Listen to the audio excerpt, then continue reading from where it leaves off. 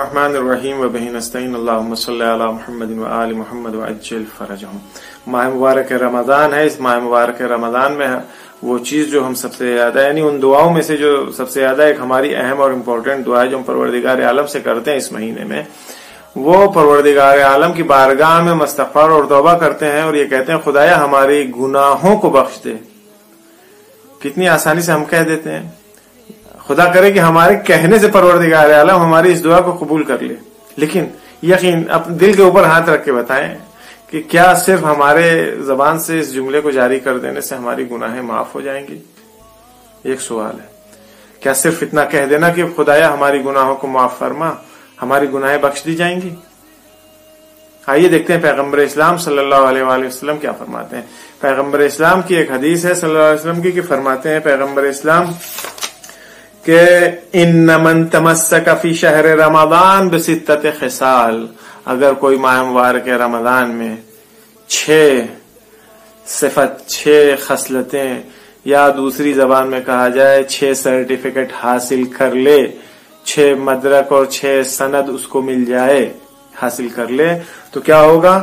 غفر اللہ لہ ذنوبہ، خداوند عالم اس کے گناہوں کو معاف کر دے گا۔ کس کے گناہوں کو؟ جس کے اندر یہ 6 صفات ایجاد ہو جائیں، موجود ہو جائیں، 6 سرٹیفکیٹ وہ حاصل کر لے۔ ٹھیک، پہلی سرٹیفکیٹ کیا ہے جو ہمیں حاصل کرنا ہے؟ ان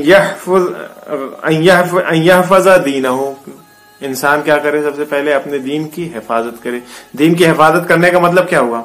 دین کی حفاظت کا مطلب یہ ہوا کہ ہم عمل کے میدان میں اور عقیدے کے میدان میں مضبوط رہیں، کمزور نہیں ہونا چاہیے ہمارا عمل اور عقیدہ، سست نہیں ہونا چاہیے ہمارا عمل اور عقیدہ۔ یہیں پہ اس بات کو بھی واضح کر دوں کہ ہر وہ چیز جسے ہم عقیدہ سمجھتے ہیں ضروری نہیں ہے کہ لوح محفوظ میں بھی وہ عقیدہ کہا جائے اسے، وہ لوح محفوظ میں بھی مشیت شریعت الہی میں بھی وہ عقیدے کے نام سے اس کی تعبیر کی جائے، ضروری نہیں ہے۔ ہم آپ کیا دیکھتے ہیں اپنے معاشرے میں؟ ہر وہ چیز ہمارا عقیدہ یہ ہے، ہمارا عقیدہ یہ ہے، ہر چھوٹی موٹی اکثر واہیات اور خرافات کو جو ہے عقیدے کے نام سے تعبیر کیا جاتا ہے۔ توجہ کیجئے عزیزان من ان چیزوں کی طرف۔ ہر چیز عقیدہ نہیں ہوتی ہے، عقیدہ وہ ہے جو بیان کیا گیا، قرآن میں موجود ہے، رسول اللہ کے فرمائشات میں، امیر المومنین اور دوسرے معصومین کے حدیثوں میں موجود ہیں عقیدے کہ ہمیں ہمارا عقیدہ کیا ہونا چاہیے۔ عقیدے کا تعلق عقل سے ہے، عقل سے۔ عقیدے کا تعلق جو ہے وہ دوسری رسم و رواج سے نہیں ہے۔ خیر، تو ہمیں جو پہلا سرٹیفکیٹ حاصل کرنا ہے وہ یہ ہے کہ ہمیں اپنے دین کی حفاظت کرنی ہے، یحفظ دینہ۔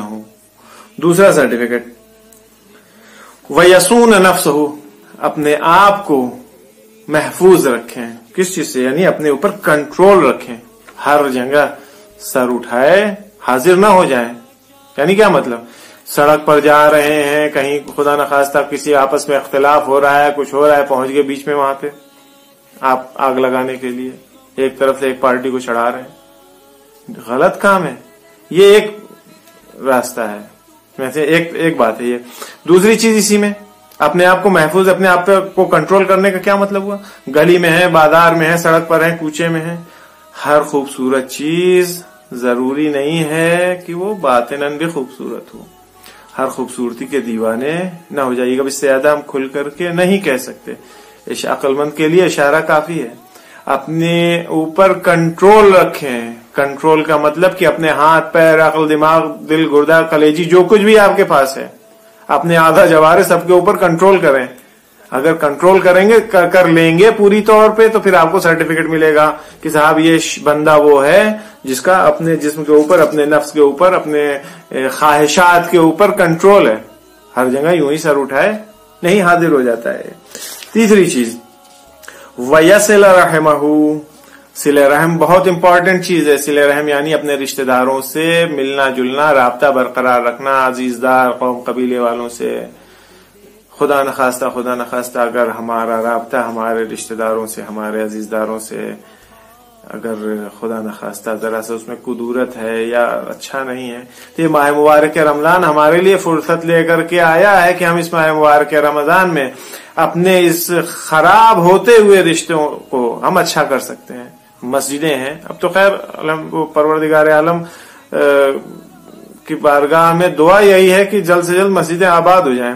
ورنہ مساجدیں تھیں, لوگ جاتے تھے مسجدوں میں, افطار ہوتا تھا, بیٹھتے تھے ایک دوسرے کے کنارے, بادل ناخواستہ ہی صحیح, برداشت نہیں ہے کہ فلاں ہمارے رشتہ دار ہمارے بغل میں بیٹھے, لیکن مجبوری ہے, اب جگہ یہیں ملی تو وہ یہیں آگے بیٹھ گیا.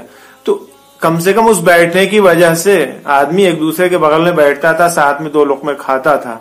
خیر ابھی اگر ممکن ہے یہ آپ کے لیے ہمارے لیے, تو ہم ماہ مبارک رمضان کی راتوں میں حاضر ہوں, ایک دوسرے رشتہ داروں کے گھر جائیں, ان سے ملیں جا کر کے. اگر ممکن نہیں ہے, ٹیلی فون ہے, انٹرنیٹ ہے, موبائل ہے, دوسرے ذرائع ہیں, حال احوال رابطہ برقرار رکھنا ہے, رابطہ منقطع نہیں ہونا ہے, یہ رابطہ ختم نہیں ہونا چاہیے, تو صلہ رحم کرنا چاہیے. یہ تیسرا سرٹیفکیٹ تھا جو ہمیں حاصل کرنا ہے. چوتھی چیز اس سلسلے میں لا یؤذی جارہ, چوتھا سرٹیفکیٹ جو ہم کو حاصل کرنا ہے کہ کیا ہونا چاہیے, لا یؤذی جارہ, پڑوسی کو اذیت نہیں ہونی چاہیے ہم سے.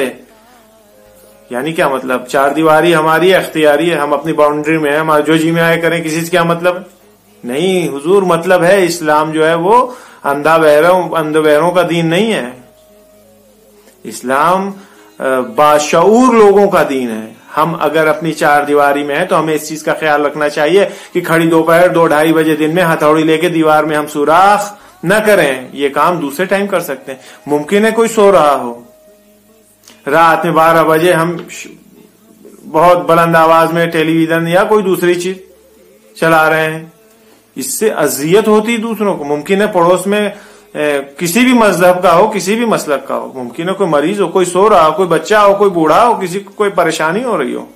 ضروری نہیں کہ سامنے والا آ کر کے ہم سے لڑے, شکوا کرے, شکایت کرے. ہمیں بھی ان چیزوں کا خیال ہونا چاہیے.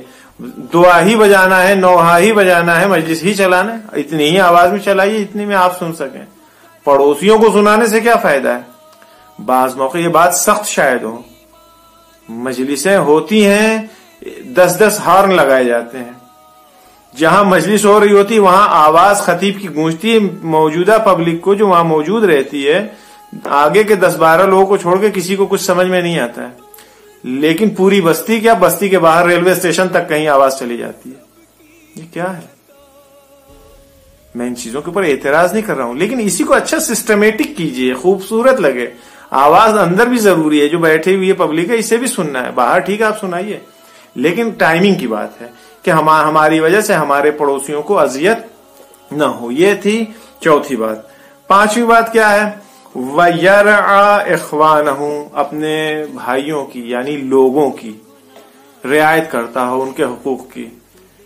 وہ ضروری نہیں ہے کہ برادر مومن ہی ہو, ہمارا سگا بھائی ہی ہو, نہیں, برادر مومن انسان کی حقوق کی رعایت. حق الناس یہاں پہ مذہب اور مسلک نہیں ہے.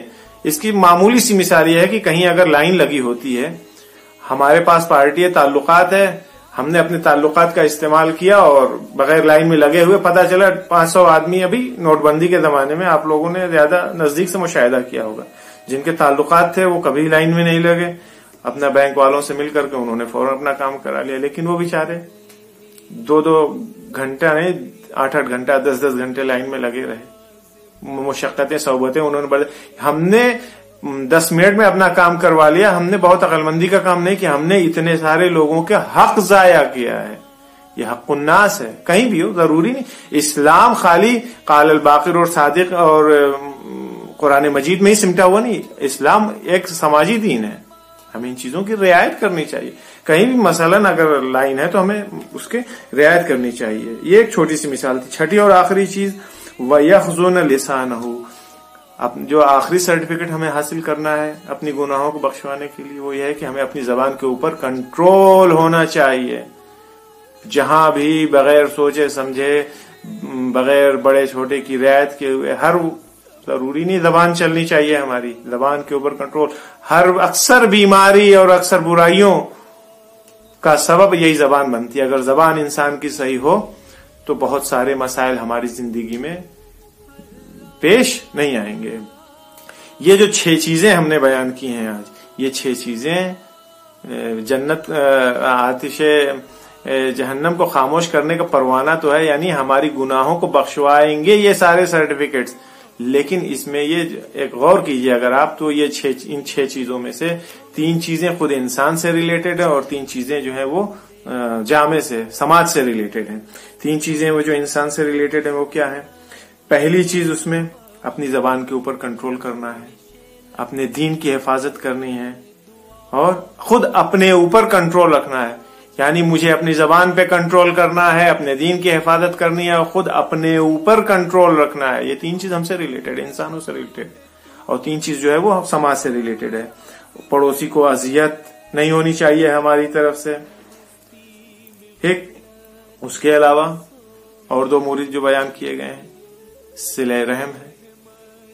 और तीसरी चीज जो बयान की गई है वो लोगों के हुकूक का ख्याल रखना है। ये वो चीजें हैं जिनके जरिए से हम परवरदिगार आलम की बारगाह में अपनी तौबा कबूल करवा सकते हैं। माह मुबारक रमजान ये हमारे लिए बेहतरीन मौका है कि हम अपने आप को इन चीजों, इस रास्ते के ऊपर, इन राहों पर गामजन करें और ये सर्टिफिकेट हासिल करें। परवरदिगार आलम की बारगाह में दुआ यही है कि हम तमाम लोगों की गुनाहों को माफ फरमा। अपने नजरात, अपने आइडियाज जो भी आपकी इस वीडियो से रिलेटेड या हमारी गुफ्तगू से रिलेटेड हो, कमेंट बॉक्स में आप लिख सकते हैं। वसल्लल्लाहु अला सय्यदना मुहम्मदिन व आलिहि ताहिरीन अजमाइन।